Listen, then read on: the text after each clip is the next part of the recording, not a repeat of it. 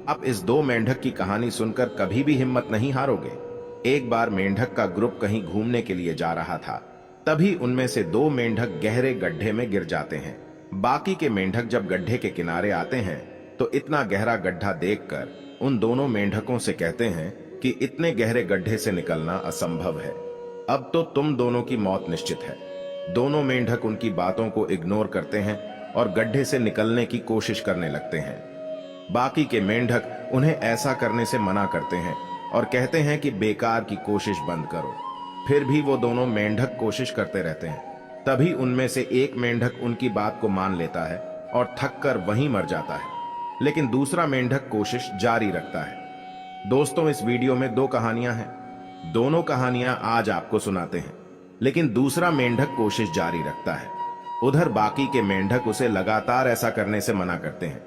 तभी वो मेंढक अपनी पूरी ताकत जोर से छलांग लगाता है और गड्ढे से बाहर निकल जाता है। जैसे ही वो बाहर निकलता है, बाकी के मेंढक कहते हैं कि तुम्हें सुनाई नहीं देता क्या? हम लोग इतनी देर से तुम्हें मना कर रहे हैं। वह मेंढक कहता है कि मैं बह रहा हूं, मुझे तो कुछ भी नहीं सुनाई देता।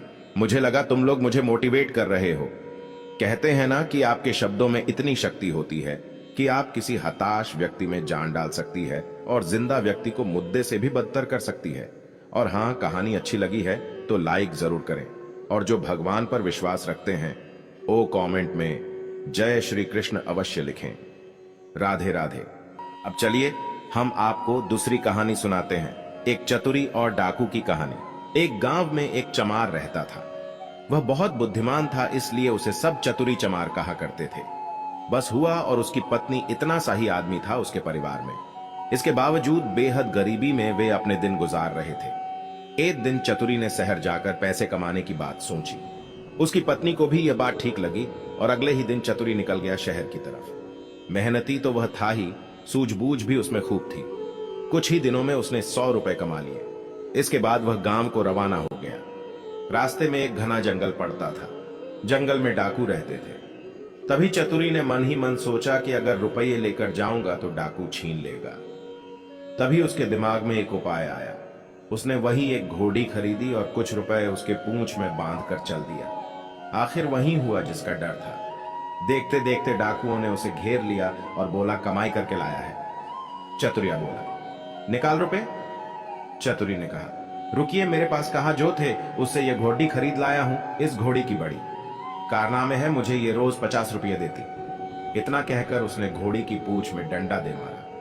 पूंछ में बांधे गए रुपए खन खन करके गिर गए। डाकुओं का सरदार बोला, सुन भाई, ये घोड़ी तुमने कितने रुपये में खरीदी है? हमें रुपए नहीं चाहिए, ये घोड़ी दे दो। नहीं नहीं, चतुरी ने बड़े ही गंभीरता से कहा, मैं ऐसा नहीं कर सकता, मेरी रोज की आमदनी बंद हो जाएगा। तभी डाकुओं का सरदार बोला, ये ले घोड़ी के लिए 100 रुपए। चतुरी ने और आग्रह करना ठीक नहीं समझा। रुपए लेकर घोड़ी उन्हें दे दी और गांव की ओर चल पड़ी डेढ़ा। घर आकर सारा किस्सा अपने पत्नी को सुनाया। तभी उसने कहा, हो ना हो दो, 4 दिन में डाकू यहां आए बिना नहीं रहेंगे, हमें तैयार रहना चाहिए। अगले दिन वह खरगोश के 2 एक से एक बच्चे ले आया। एक उसने स्त्री को दिया, बोला, मैं रात को बाहर की कोठरी में बैठ जाया करूंगा। जैसे ही डाकू आए, इस खरगोश के बच्चे को यह कहकर छोड़ देना कि जा चतुरी को बुला, आगे मैं संभाल लूंगा। डाकुओं का सरदार घोड़ी को लेकर अपने घर गया और रात को आंगन में खाकर के पूंछ में डंडा मारा और बोला, ला रुपये ला। रुपये भला कहां से आते?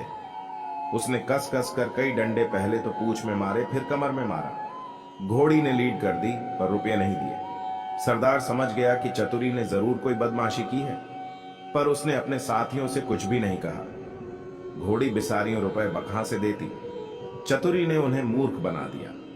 लेकिन इस बात को अपने साथी से कहें तो कहे कैसे? उसकी हंसाई जो होगी, आखिर 5वें डाकू के यहां जाकर घोड़ी में दम तोड़ ही दिया। तब भेद जाकर खोला। फिर सारे डाकू मिलकर एक रात को चतुरी के घर पहुंच गए। चतुरी की घरवाले ने दरवाजा खोल दिया। तभी सरदार ने पूछा, कहां है चतुरी का बच्चा? स्त्री को लिए वह खेत पर गए। आप लोग बैठिए, मैं अभी बुला देती। इतना कहकर उसने खरगोश के बच्चे को हाथ में लेकर दरवाजे के बाहर छोड़ दिया और बोली जा रहे चतुरी को फौरन बुला लेना।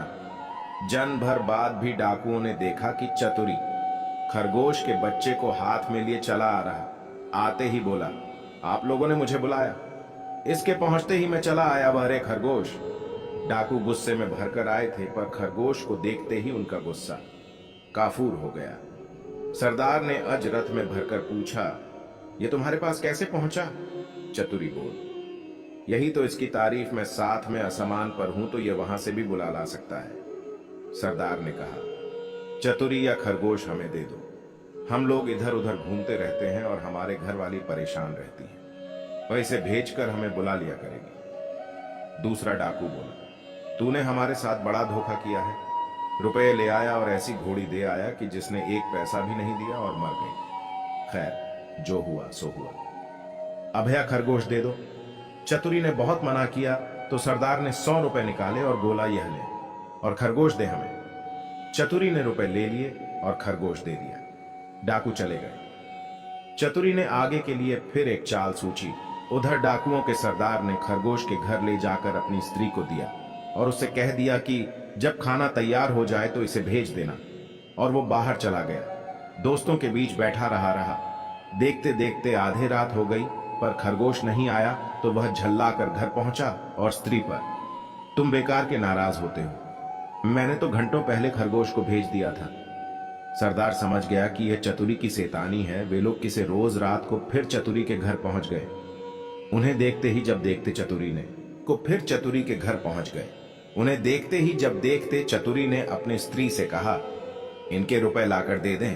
स्त्री बोली, मैं नहीं देती, नहीं देती। चतुरी गरजा और उसने कुल्हाड़ी उठाकर अपनी स्त्री पर वार किया। स्त्री लहूलुहान होकर धरती पर गिर पड़ी और उनके मूंगे डाकू दंग रह गए। उन्होंने कहा, अरे चतुरी, तूने ये क्या कर डाला? चतुरी बोली, तुम लोग चिंता ना करो, या तो हम लोगों की रोज की बात है, मैं इसे अभी जिंदा कह देता हूं। इतना कहकर वह अंदर गया और वहां से एक सारंगी उठा लिया। जैसे ही उसे बजाया कि स्त्री हंसती भी खड़े हुए। चतुरी ने उसे पहले से ही सीखा रखा था और खून दिखाने के लिए वैसा रंग तैयार कर लिया था। नाटक को असली समझकर डाकुओं का सरदार आश्चर्यचकित रह गया। उसने कहा, चतुराई भैया या सारंगी तू हमें दे दे। चतुरी ने बहुत आनाकानी की तो सरदार ने 100 रुपए निकालकर फिर उसे दिए और सारंगी लेकर वहां से चले गए। घर पहुंचते ही सरदार ने स्त्री को फटकारा और स्त्री कुछ तेज हो गई तो उसने आप देखा न था। कुल्हाड़ी लेकर गर्दन अपनी स्त्री की अलग कर दी, फिर सारंगी लेकर बैठ गया। बजाते बजाते सारंगी के तार टूट गए, लेकिन स्त्री ने आंखें नहीं खोली। सरदार अपनी मूर्खता पर सिर ढूंढ कर रह गया और अपनी बेवकूफी की बात उसने किसी को बताई नहीं और एक के बाद एक सारी स्त्रियों के सिर कट गए। भेद खुला तो डाकुओं का पारा आसमान पर चढ़ गया। वह फौरन चतुरी के घर पहुंचे और उसे पकड़े कर एक बोरी में बंद कर दी और नदी में डुबोने ले चला। रात भर चलकर सवेरे में वे एक मंदिर पर पहुंचे। थोड़ी दूर पर नदी थी। उन्होंने बोरी को मंदिर पर रख दिया और सब हाथ मुंह धोने चले गए। उनके जाते ही चतुरी चिल्लाया, मुझे नहीं करनी, मुझे नहीं करनी। संयोग से उसी समय एक ग्वाला वहीं पर गाय भैंस लेकर आया। उसने आवाज सुनी तो बोरी के पास गया। बोला, क्या बात है?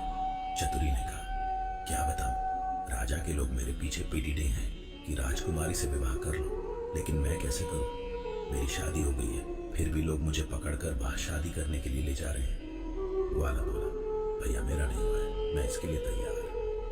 इतना कहकर ग्वाले ने झटपट बोरी को खोलकर चतुरी को बाहर निकाल दिया और स्वयं बंद हो गया। बोरी में चतुरी उसकी गाय भैंस लेकर 9, 10, 11 हो गया।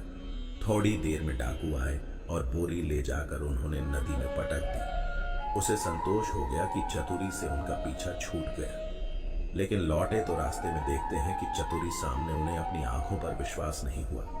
पास आकर चतुरी से पूछा, क्या बे तू यहाँ कैसे? वह बोला, आप लोगों ने मुझे नदी में उथले पानी में डाला, इसलिए गाय भैंस से ही मेरे हाथ पड़ी। अगर गहरे पानी में डाला होता तो हीरे जवाहर मिलते। हीरे जवाहरात का नाम सुनकर सरदार के मुंह में पानी भर आया और बोला, भैया चतुरी, तू हमें ले चल और हीरे जवाहरात दिलवा दे। चतुरी तो यही चाहता ही था। वह उन्हें लेकर नदी पर गया। बोला, देखो जितनी देर पानी में रहोगे उतना ही लाभ होगा। तुम सब एक एक भारी पत्थर गले में बांध लो, लोभ ही क्या नहीं करता।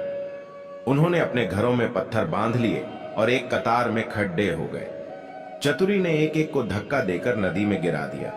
सारे डॉक्यूमेंट से हमेशा के लिए छुटकारा पाकर चतुरी जलमार्ग गाय भैंस लेकर खुशी खुशी घर लौटा और अपनी स्त्री के साथ आनंद से रहने लगा।